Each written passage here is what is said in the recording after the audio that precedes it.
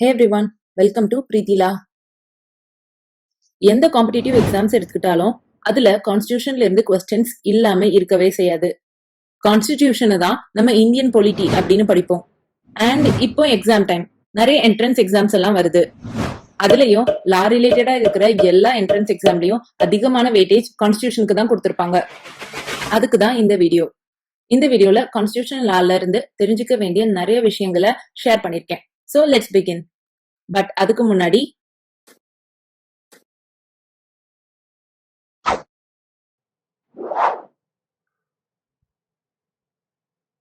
இந்தியாவுக்குன்னு ஒரு கான்ஸ்டிடியூஷன் வேணும் அப்படின்னு ஃபர்ஸ்ட் சொன்னது எம்.என். ராய். கான்ஸ்டிடியூஷன் ஃபார்ம் பண்றதுக்கு பேஸா அமைஞ்சது ஆப்ஜெக்டிவ் ரெசல்யூஷன். இதை ஃபர்ஸ்ட் கொண்டுட்டு வந்தது ஜவஹர்லால் நேரு. ஆப்ஜெக்டிவ் ரெசல்யூஷன் அவர் கொண்டுட்டு வந்த நாள் 13th December of 1946. Constitution frame பண்றதுக்கு ஃபார்ம் பண்ண அசம்பிளி பேர் தான் கான்ஸ்டியூண்ட் அசம்பிளி. இந்த கான்ஸ்டியூண்ட் அசம்பிளி ஃபார்ம் பண்ணப்பட்டது நவம்பர் 1946. கான்ஸ்டியூண்ட் அசம்பிளில எல்லா மேஜர் பர்சனாலிட்டிஸும் இருந்தாங்க எக்ஸப்ட் ஒன் பர்சன், அது மகாத்மா காந்தி. அவர் கான்ஸ்டியூண்ட் அசம்பிளில மெம்பர் கிடையாது.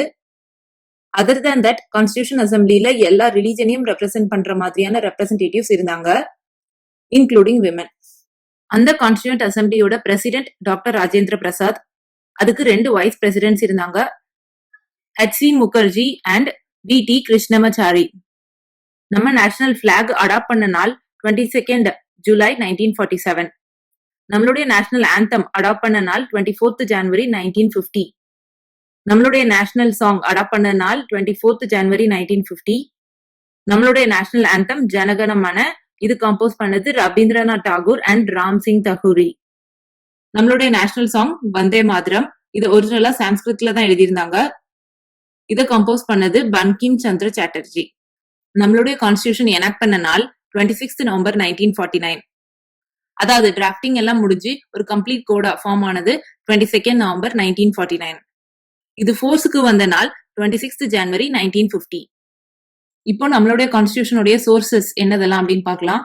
நம்மளுடைய கான்ஸ்டிடியூஷன்ல major part government of India act of 1935 இருந்து தான் எடுத்தாங்க. ஃபண்டமெண்டல் ரைட்ஸ், ஜுடிஷியல் இண்டிபெண்டன்ஸ், இதெல்லாம் அமெரிக்கன் கான்ஸ்டிடியூஷன்ல இருந்து எடுத்தாங்க. ஜுடிஷியல் இண்டிபெண்டன்ஸ் அப்படின்னா நம்மளுடைய ஜுடிஷியரி ஒரு இண்டிபெண்டன்ட் பாடியா தான் ஆக்ட் பண்ணும். அது கவர்மெண்ட் கீழே, கவர்மெண்டோடைய கண்ட்ரோல் கீழே அது ஆக்ட் பண்ணாது. அது கவர்மெண்டோடைய சொல்லு பேச்சு கேட்கணும்னு அவசியம் கிடையாது, வேற யாருடைய சொல்லு பேச்சு கேட்கணும்னு அவசியம் கிடையாது. அதான் ஜுடிஷியல் இண்டிபெண்டன்ஸ். நம்மளுடைய சிட்டிசன்ஷிப் சிங்கிள் சிட்டிசன்ஷிப். இந்தியால இருக்கிற நம்ம எல்லாத்துக்கும் சிங்கிள் சிட்டிசன்ஷிப் தான் உண்டு. நம்ம இருக்கிற ஸ்டேட்டுக்கு ஒரு சிட்டிசன்ஷிப், நம்ம இந்தியன் அப்படின்னு சொல்றதுக்கு ஒரு சிட்டிசன்ஷிப் அப்படி கிடையாது. ஆனா அமெரிக்கால பார்த்தோம்னா அவங்களுக்கு டுவல் சிட்டிசன்ஷிப் உண்டு. அவங்க நியூயார்க்ல இருந்தாங்க அப்படின்னா அவங்க நியூயார்க்ல இருக்கிறதுக்காக ஒரு சிட்டிசன்ஷிப், அண்ட் அவங்க அமெரிக்கன் அப்படின்னு சொல்லி இன்னொரு சிட்டிசன்ஷிப், அப்படி டுவல் சிட்டிசன்ஷிப் உண்டு. ஆனா இந்தியன்ஸுக்கு சிங்கிள் சிட்டிசன்ஷிப் தான்.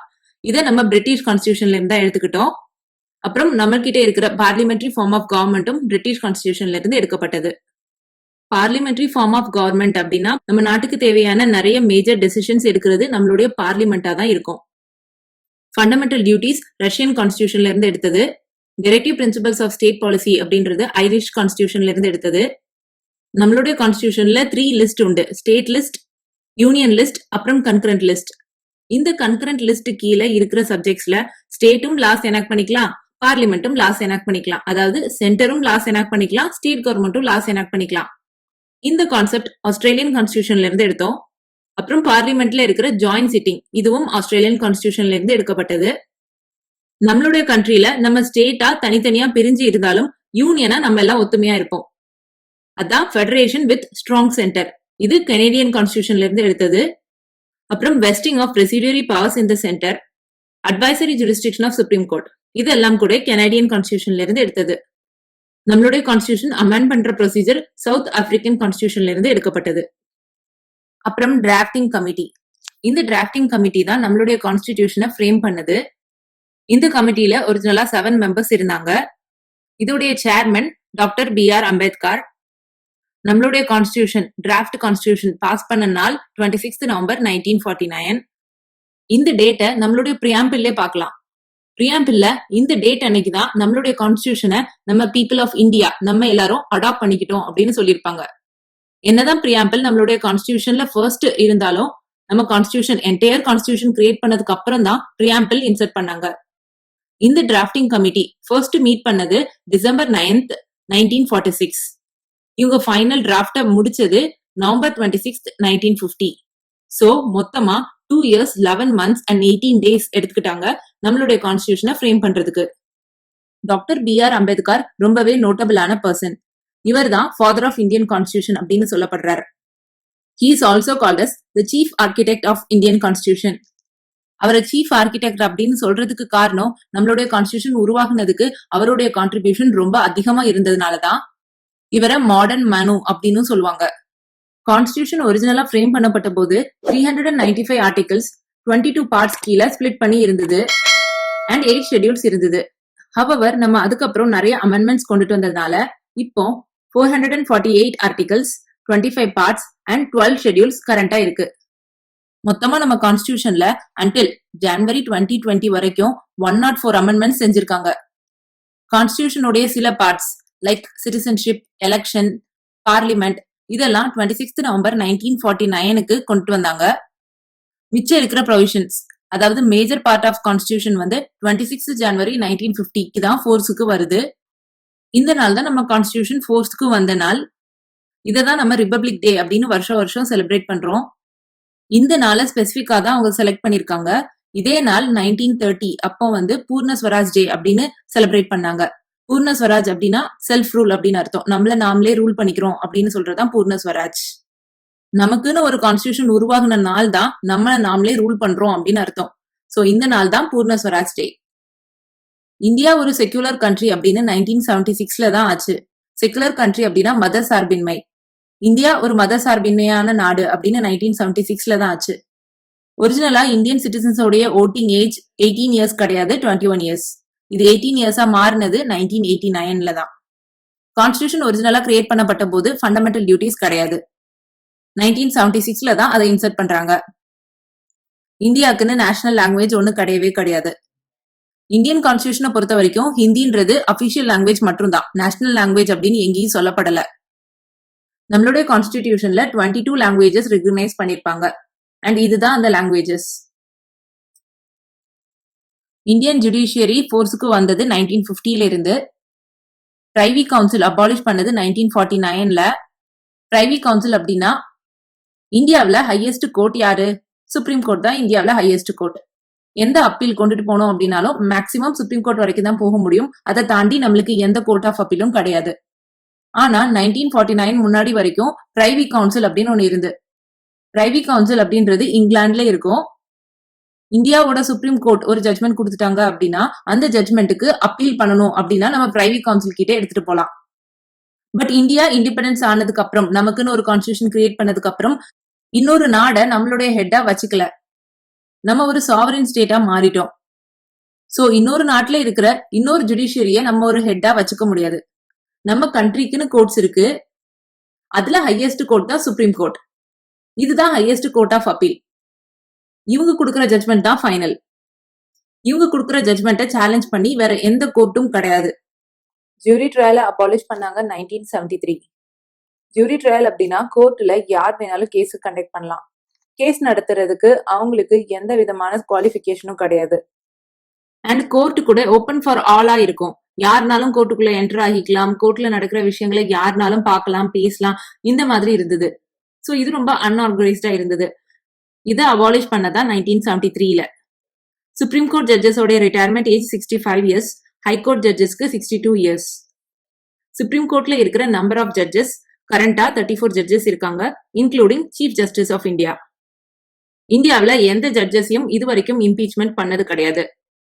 இம்பீச்மெண்ட் அப்படின்னா ரிமூவல் ஃப்ரம் ஆஃபீஸ் அப்படின்னு அர்த்தம். இன்கெப்பாசிட்டி, ப்ரூவ்டு மிஸ்பிஹேவியர், இந்த 2 கிரவுண்ட்ஸ்ல ஒரு ஜட்ஜை இம்பீச் பண்ணலாம், அதாவது ஆபீஸ்ல இருந்து ரிமூவ் பண்ணலாம். சோ இந்த மாதிரி இந்தியாவில் ஹையர் ஜுடிஷியரியில இருக்கிற எந்த ஜட்ஜஸும் ரிமூவ் பண்ணப்பட்டது இது வரைக்கும் கிடையாது. சுப்ரீம் கோர்ட் ஜட்ஜஸ் அப்பாயிண்ட் பண்றது பிரசிடென்ட் ஆஃப் இந்தியா. இந்தியாவோட first president doctor Rajendra Prasad. Current president Ramnath Kovind. First prime minister Jawaharlal Nehru. Current prime minister Narendra Modi. First vice president Sarvepalli Radhakrishnan. Current vice president Venkaiah Naidu. First chief justice of India justice Harilal Jekisundas Kania. J அப்படின்னா justice அப்படின்னு அர்த்தம். Current chief justice of India வந்து justice Sharad Arvind Bobde. First supreme court women judge யாரு அப்படின்னா justice Fathima BP. நம்ம கான்ஸ்டிடியூஷன்ல 3 types of emergency சொல்லியிருப்பாங்க. National emergency, state emergency and financial emergency. National emergency அப்படின்றது whole of இந்தியாவுக்கு அப்ளிகபிள் ஆகும். ஸ்டேட் எமர்ஜென்சி அப்படின்றது பர்டிகுலர் ஸ்டேட்டுக்கு மட்டுமே அப்ளிகபிள் ஆகும். ஃபினான்ஷியல் எமர்ஜென்சி அப்படின்னா நம்மளுடைய நாட்டுடைய பொருளாதாரம் ரொம்ப மோசமா போச்சு அப்படின்ற மாதிரி ஒரு சிச்சுவேஷன் வந்துச்சு அப்படின்னா ஃபினான்ஷியல் எமர்ஜென்சியை டிக்ளேர் பண்ணுவாங்க. நேஷனல் எமர்ஜென்சி டிக்ளேர் பண்ணணும் அப்படின்னா 3 கிரவுண்ட்ஸ்ல தான் டிக்ளேர் பண்ண முடியும். ஒன்னு எக்ஸ்டர்னல் அக்ரெஷன், ரெண்டாவது ஆர்ம்டு ரெபிலியன், மூணாவது வார். இந்த மாதிரி எமர்ஜென்சிஸ் டிக்ளேர் பண்ணாங்க அப்படின்னா ஃபண்டமெண்டல் ரைட்ஸ் எல்லாம் சஸ்பெண்ட் ஆகிரும். உங்களுடைய ஃபண்டமெண்டல் ரைட்ஸ் வயலேட் ஆயிருச்சு அப்படின்னு நீங்க கோர்ட்டுக்கு போய் கேட்க முடியாது. இந்த மாதிரி சஸ்பெண்ட் ஆகிற ஃபர்ஸ்ட் ரைட் ஆர்டிகல் 19 கீழே இருக்கிற ரைட்ஸ் எல்லாம் தான் ஃபர்ஸ்ட் சஸ்பெண்ட் ஆகும். ஆனா எமர்ஜென்சி டிக்ளேர் பண்ணா கூட 2 ஆர்டிகல்ஸ் கீழே இருக்கிற ரைட்ஸ் சஸ்பெண்ட் ஆகவே செய்யாது. அது ஆர்டிகல் 20 அண்ட் 21. இந்த ஆர்டிகல் கீழே இருக்கிற ரைட்ஸ் சஸ்பெண்ட் ஆகாது ஈவன் தோ எமர்ஜென்சி டிக்ளேர் பண்ணியிருந்தா கூட. இது வரைக்கும் 3 தடவை நேஷனல் எமர்ஜென்சியை இந்தியாவில் டிக்ளேர் பண்ணியிருந்தாங்க. முதல்ல 1962 இந்தியாவுக்கும் சைனாவுக்கும் வார் நடந்த போது நேஷனல் எமர்ஜென்சி டிக்ளேர் பண்ணாங்க. அப்புறம் 1971 இந்தியாவுக்கும் பாகிஸ்தானுக்கும் சண்டை நடக்கும் போது நேஷனல் எமர்ஜென்சி டிக்ளேர் பண்ணாங்க. அப்புறம் 1975 இன்டர்னல் டிஸ்டர்பன்சஸ் காரணமாக நேஷனல் எமர்ஜென்சி டிக்ளேர் பண்ணாங்க. நம்மளுடைய preamble identity card of Indian constitution அப்படின்னு சொன்னது N.A. Palkhivala. Preamble to our constitution expresses what we had thought or dreamt so long. இப்படி சொன்னது Sri அலாதி Krishnaswamy Iyer. Preamble is the horoscope of our sovereign democratic republic. இப்படி சொன்னது L.M. Munshi. Preamble is the jewel set in the Indian constitution. Preamble is the soul of the constitution. Preamble is the proper yardstick with which one can measure the worth of the constitution. இப்படி சொன்னது Pandit Tagore Das Bhargava. Preamble is the keynote of Indian constitution. இப்படி சொன்னது sir Ernest Barker. Preamble resembles the Declaration of Independence of United States of America, but it is more than a declaration. It is the soul of our constitution. இப்படி சொன்னது justice Hidayatullah. எந்த commission இந்தியாவில் இருக்கிற எல்லா ஸ்டேட்ஸையும் linguistic பேசிஸ்ல, அதாவது language பேசிஸ்ல arrange பண்ணணும் அப்படின்னு சொன்னது யாரு? லாங்குவேஜ் பேசிஸ்ல அப்படின்னா ஒரு லாங்குவேஜ் பேசுறவங்க ஒரு ஸ்டேட்ல, வேற லாங்குவேஜ் பேசுறவங்க வேற ஸ்டேட்ல, இந்த மாதிரியா ரீஆர்கனைசேஷன் பண்ணணும் அப்படின்னு சொன்னது ஃபாசல் அலி கமிஷன். இந்த மாதிரி லாங்குவேஜ் பேசிஸ்ல கிரியேட் பண்ணப்பட்ட முதல் ஸ்டேட் ஆந்திர பிரதேஷ். தமிழ்நாடு அப்படின்றது நம்மளுடைய ஸ்டேட்டோட ஒரிஜினல் நேம் கிடையாது, மெட்ராஸ் ஸ்டேட் அப்படின்னு தான் இருந்தது. அத 1969ல தான் தமிழ்நாடு அப்படின்னு மாறிச்சு. மைசூர் அப்படின்றது தான் கர்நாடகாவுக்கு முன்னாடி இருந்த நேம். இது கர்நாடகா அப்படின்னு பேர் மாற்றம் பண்ணது 1973ல. பாண்டிச்சேரியை புதுச்சேரியா மாத்துறாங்க 2006ல. ஒரிசாவை ஒடிசா அப்படின்னு மாத்துறாங்க 2011ல. இந்தியாவில இருக்கிற மொத்த ஸ்டேட்ஸோட எண்ணிக்கை 28. இந்தியாவில 9 யூனியன் டெரிட்டரிஸ் இருக்கு. Andaman and Nicobar islands, Dadra and Nagar Haveli, Daman and Diu, Chandigarh, Lakshadweep, Puducherry, Delhi, Jammu and Kashmir, Ladakh. Jammu and Kashmir, Ladakh அப்படின்றது நம்மளுக்கு தெரியும்ல. ரீசெண்டா ஜம்மு அண்ட் காஷ்மீருடைய ஸ்பெஷல் ஸ்டேட்டஸ் ரிமூவ் பண்ணது மூலமா ஃபார்ம் ஆச்சு 2 union territories. Hope you liked what you saw. Do subscribe to my channel. அடுத்த வீடியோல உங்களை பார்க்கறேன். Bye.